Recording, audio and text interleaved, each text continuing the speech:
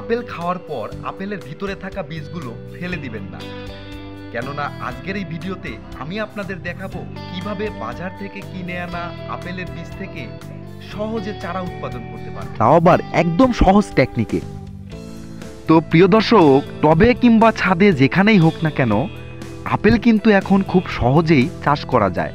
শুধু আপনাকে পদ্ধতিটা জানতে হবে, বীজ থেকে কিভাবে আপনি চারা উৎপাদন করবেন, এটাই হচ্ছে সবচেয়ে বড় চ্যালেঞ্জিং বিষয়।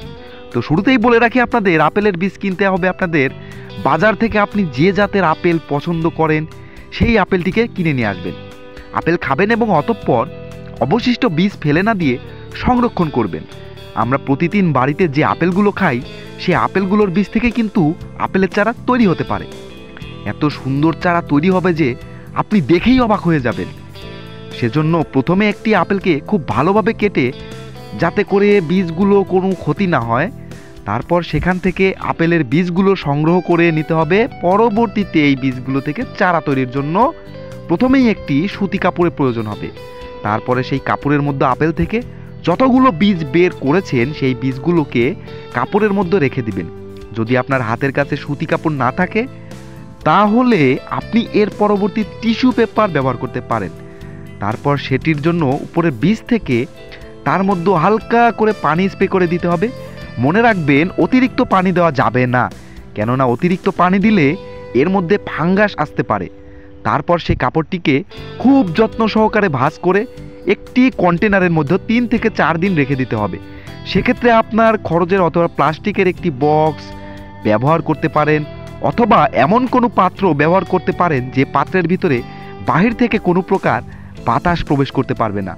সঠিকভাবে আপনি যদি করতে পারেন তাহলে 3 থেকে 4 দিন পরেই আপনার আপেলের বীজগুলো ঠিক এই ভিডিওতে দেখানো প্রক্রিয়ায় অঙ্কুরিত বীজে পরিণত হবে।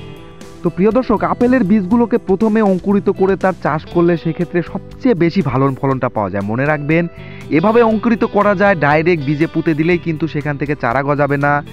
তাহলে রোপণ করতে হবে কোথায়, আপনি আপেলের চারাটা আপনি উৎপাদন করবেন কোথায়, সেটার জন্য সাধারণ সবচেয়ে ভালো হয় কোকোপিটে যদি আপনি আপেলের চাষ করেন।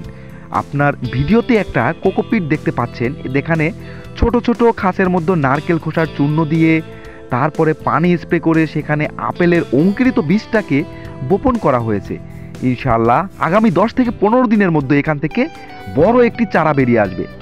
আরও আরেকটা কথা মনে রাখবেন, ভালো মানের আপেল কিনবেন বীজ থেকে চারা উৎপাদনের জন্য। মনে রাখবেন, আপনার আপেলের বীজ যদি ভালো হয় তাহলেই কিন্তু অবশ্যই আপনি প্রত্যেকটি বীজ থেকে চারা উৎপাদন করতে পারবেন। তো প্রিয় দর্শক, এভাবে আপনার বাড়িতে আপনি যে আপেলটা খান সেই আপেলের বীজ দিয়ে চারা উৎপাদন করতে পারবেন। বড় হয়ে যাওয়া চারাকে আপনি মাটিতে রোপণ করে সেখান থেকে ইনশাল্লাহ ভালো পরিমাণ আপেল উৎপাদন করতে পারবেন।